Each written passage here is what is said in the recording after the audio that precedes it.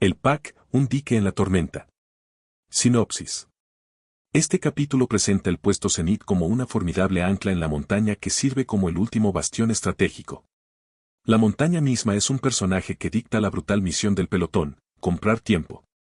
La historia se centra en Guerrero, un líder que fusiona el misticismo del lugar con un pragmatismo casi artesanal, y en el sargento Hugo, un líder que enseña a sus hombres a leer el lenguaje de la tierra para sobrevivir. Se detallan las defensas, construidas con desesperación y astucia, y se profundiza en la conexión mística que culmina con la presencia funcional del fantasma del sargento Argueta.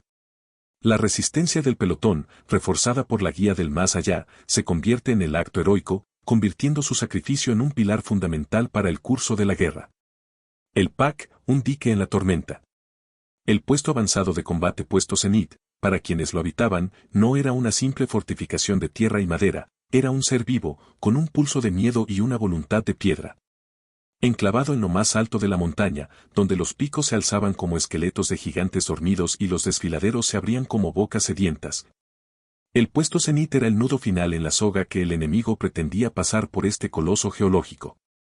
Aquí, la geografía no era un mero telón de fondo para la batalla, sino un dios iracundo que había cincelado un destino forzoso. Cada ladera, cada grieta, cada árbol retorcido por el viento, susurraba su propósito: contener. La montaña misma parecía respirar, exhalando niebla al amanecer y suspirando con el viento al anochecer.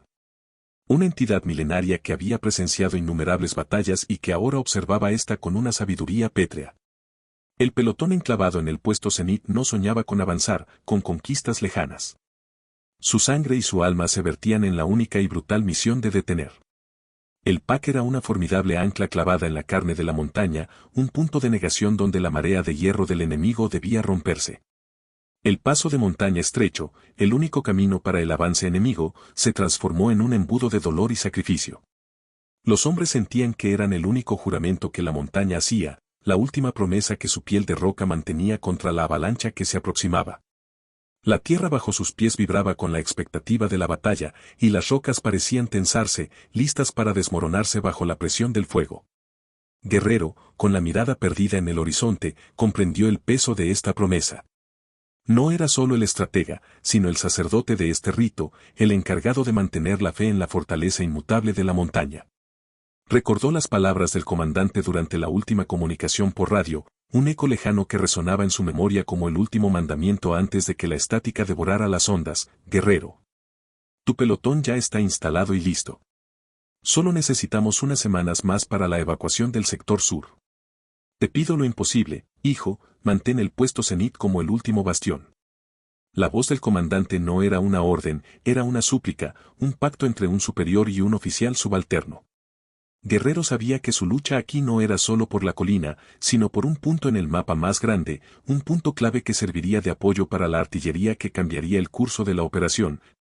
El obús M1A1 de 75 milímetros. Este conocimiento no era una carga, sino un faro en la oscuridad. Su misión tenía un propósito más allá de la supervivencia inmediata, una razón estratégica que justificaba cada sacrificio. Guerrero no tenía el brillo de las palabras, sino la exactitud del gesto, revisaba ángulos de tiro y marcaba con grafito la distancia al árbol quemado. Su lenguaje era una carpintería: bisagras, goznes, topes. La montaña dejaba de ser mito para volverse madera trabajada con paciencia. Las defensas del puesto Zenit no nacieron de la ingeniería sofisticada, sino de la desesperación y la astucia, de un conocimiento íntimo de la tierra que lo sostenía. Eran el arte de la supervivencia forjada con sudor, sangre y tierra. Las posiciones de tiro no eran solo agujeros, sino los ojos vigilantes de un monstruo subterráneo, excavados con la ferocidad de animales que defienden su madriguera. Cada entrada, cada salida, era un secreto guardado por la tierra misma. La roca viva, el barro endurecido y los sacos de arena, preciados como oro molido, cada grano cargado con el peso de la supervivencia y la sangre derramada, daban forma a estos refugios que eran al mismo tiempo útero, tumba y santuario. El alambre de púas, enroscado en intrincados laberintos, no era solo metal, era una maleza espinosa con vida propia, que se retorcía como una serpiente, esperando atrapar a los incautos. Sus filamentos susurrando advertencias al viento. Y bajo la tierra, en el vientre de la montaña, pequeños campos minados, sembrados con el aliento invisible de la muerte, esperaban pacientemente a su presa, susurrando secretos de explosiones inminentes, como semillas de un horror latente. Cada cresta era una pupila atenta, cada desfiladero, un abismo dispuesto a tragar a los que osaran retarla. Las cuevas naturales no eran meros huecos, sino la boca hambrienta de la montaña, convertidas en refugios secretos. En puntos de emboscada donde la sombra se hacía cómplice y la oscuridad era un aliado que se movía y respiraba con ellos. Los hombres se fundían con el paisaje, convirtiéndose en extensiones de la propia montaña, sus pieles curtidas y sus ojos afilados como el filo de la roca. El sargento Hugo, quien en poco tiempo ya se había convertido en un veterano de la batalla, sentía esta conexión con la tierra de una manera diferente. Para él, la montaña no era un dios, sino una madre cruel y protectora que había que entender para sobrevivir. Recordaba a sus hombres que la montaña tenía su propio lenguaje, sus propios secretos. Les enseñó a leer las sombras para detectar movimientos enemigos, a escuchar el susurro del viento para anticipar el cambio del clima. Los hacía beber el agua de los arroyos con cautela, no por miedo a la contaminación, sino por respeto a su flujo, a su vida. Hugo entendía que el misticismo del lugar no era solo poético, era la clave para la supervivencia. Era el conocimiento heredado que unía a los soldados con la tierra. En las noches más frías, Hugo podía ver a los nuevos reclutas, a los que aún no se habían fundido con la montaña, temblando de miedo. Les contaba historias de cómo la tierra siempre recompensaba a los que la respetaban, a los que entendían su lenguaje. A veces organizaba pequeños rituales prácticos, afilar bayonetas al mismo tiempo, hervir café aguado en una lata abollada, rezar una oración brevísima antes de cubrir una mina. No para buscar una protección extravagante, era una forma de que los dedos obedecieran al pulso y no al temblor. Los hombres del pelotón comprendían la grandeza de su pequeña existencia en ese punto. No eran solo carne y hueso en una colina, eran el cuello de botella inexcusable, el tapón que el gigante enemigo debía arrancar de cuajo para que sus ríos de fuego fluyeran. Cada bala que disparaban, cada embestida que repelían, no era una escaramuza aislada. Era un latido en el corazón de la montaña, un golpe directo al plan del adversario. La supervivencia del puesto Zenit no era solo su supervivencia, era el acto heroico de comprar tiempo, de alzar un escudo para las fuerzas de retaguardia que el mundo exterior ni siquiera sabía que los observaban. De pintar con su sangre una pausa en la marcha inexorable de la guerra. Eran la primera y última línea, el dique que, con cada músculo tembloroso y cada fortificación improvisada, susurraba un no rotundo a la furia que se alzaba. El umbral de la montaña se había convertido en un altar de sacrificio, y ellos eran sus únicos y desesperados sacerdotes. En las noches más oscuras, cuando los bombardeos iluminaban el cielo como flashes de un dios airado, los hombres podían jurar que escuchaban el rugido de la montaña, una voz profunda y resonante que les recordaba su juramento. Resistir. Era una conexión eterna, un pacto sellado con el polvo y la sangre de sus antepasados. La tierra misma parecía infundirles una resistencia sobrenatural, las raíces del mundo parecían extenderse por sus venas, anclándolos a la montaña. Cada día que pasaba, el puesto Zenit se volvía más que un puesto de combate, se transformaba en una extensión de sus propias almas. Guerrero a menudo se encontraba hablando con el fantasma del sargento Argueta, quien había muerto en la academia hacía mucho tiempo. No era una alucinación, sino una presencia que habitaba el puesto, un espíritu guardián que se manifestaba en los momentos de mayor tensión.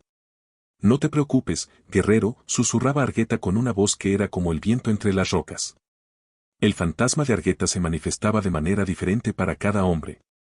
Para los reclutas, era una sombra en la niebla que los guiaba a refugios seguros. Para el sargento Hugo, no era una voz, sino el roce de una brisa fría sobre su cuello que le recordaba la posición de las minas. Para Guerrero, era la conciencia del puesto, la manifestación de todos los que habían caído defendiéndolo. Argueta era la prueba viviente de que el sacrificio de estos hombres no era en vano, que sus almas se fundían con la montaña para fortalecerla y protegerla. En una de esas noches, el fantasma de Argueta se presentó con una nitidez casi insolente. No como espectro teatral, sino como ordenamiento de lo real, la linterna apuntó un instante, y allí estaban el casco con un golpe antiguo, la cinta con su nombre ya desleído y el gesto de quien enseña sin deseo de aplauso. En una de esas noches, el fantasma de Argueta le habló a Guerrero con una claridad inesperada. Ellos vienen por la entrada oeste. Los túneles de agua. Guerrero, sin dudar, dio la orden de minar los túneles y reforzar la defensa en ese flanco. La información del fantasma salvó al puesto de una incursión masiva. La conexión con Argueta ya no era solo una manifestación poética, era una herramienta táctica vital, un elemento mágico que se había integrado por completo en la supervivencia diaria del puesto. El puesto Zenit no solo era un dique en la tormenta, era un faro de esperanza, un lugar donde el pasado, el presente y el futuro de la guerra convergían en un acto de resistencia sobrenatural. Nota del autor. En esta versión, mi intención fue que el puesto Zenit trascendiera su función militar y su lirismo inicial para convertirse en un microcosmos narrativo completo. El capítulo mantiene la épica mineral y la conexión mística entre los soldados y la montaña, pero la enriquece con la poética de los oficios.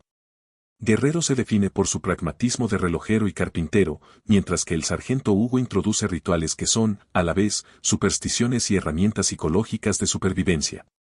La integración del fantasma del sargento Argueta como una presencia que aporta información táctica hace del realismo mágico no solo un recurso estilístico, sino un motor de la trama. De este modo, la defensa del PAC no es un evento aislado, sino una bisagra narrativa que conecta el sacrificio de estos hombres con el destino más amplio de la novela, demostrando que incluso en la soledad más profunda, los hilos de la guerra están conectados.